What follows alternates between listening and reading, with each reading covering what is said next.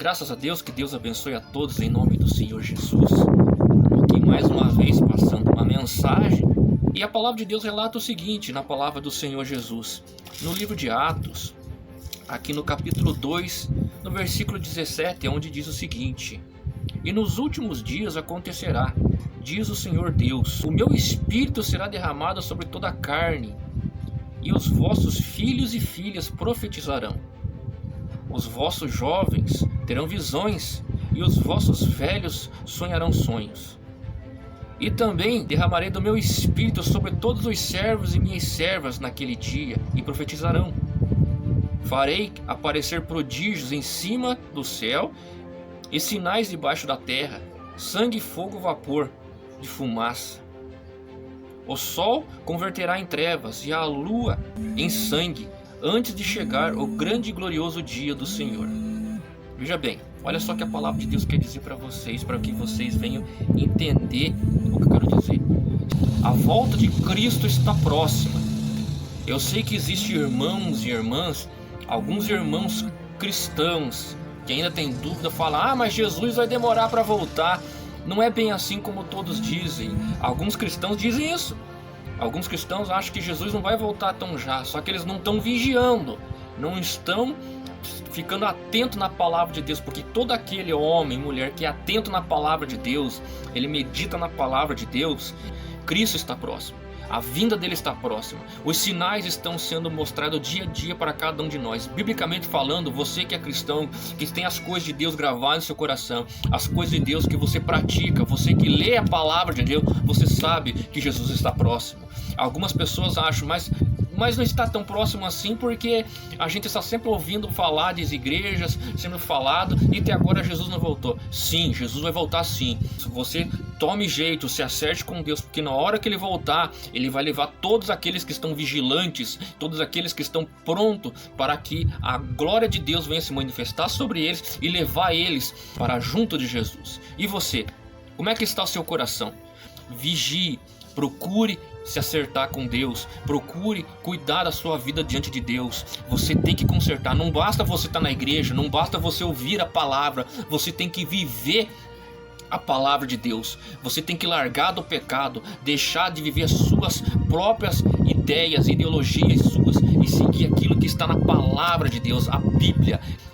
Mas fulano não tem exemplo para me falar, fulano não pode falar algo para mim porque ele não dá exemplo. Veja bem uma coisa, eu vou dizer uma coisa para você.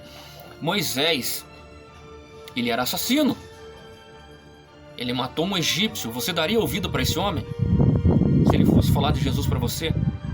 Abraão pegou a sua família, pegou Agar, seu filho, e largou no deserto. Você daria ouvido para um homem que abandona a família assim? Você daria ouvido para um homem que, sendo o rei, ele mandou matar um soldado inocente e tomou a esposa dele para si? Você daria ouvido? Pare e pense bem. Você daria ouvido para um homem que foi usado pelo diabo, que era Pedro? Você daria ouvido para esse homem? Mas por que eles são os exemplos da Bíblia para nós, para que nós venhamos ter uma comunhão diante de Deus? Porque mesmo assim Deus encontrou misericórdia, encontrou graça no coração desses homens. Você tem que ver que Deus pode usar quem Ele quiser, como Ele bem entender, e pode abençoar a sua vida. Se envolver com as coisas de Deus, estar envolvido com a palavra de Deus. Você tem que ler. Eu já vi muita gente falar: eu não leio a palavra de Deus, mas eu vou na igreja. Você tem que entender a palavra de Deus. Como é que você pode ir na igreja sem ouvir a palavra de Deus? Então quer dizer que seu pastor ou padre, seja quem for, pregar uma coisa fora das escrituras, você vai dizer amém para ele? Você tem que entender isso.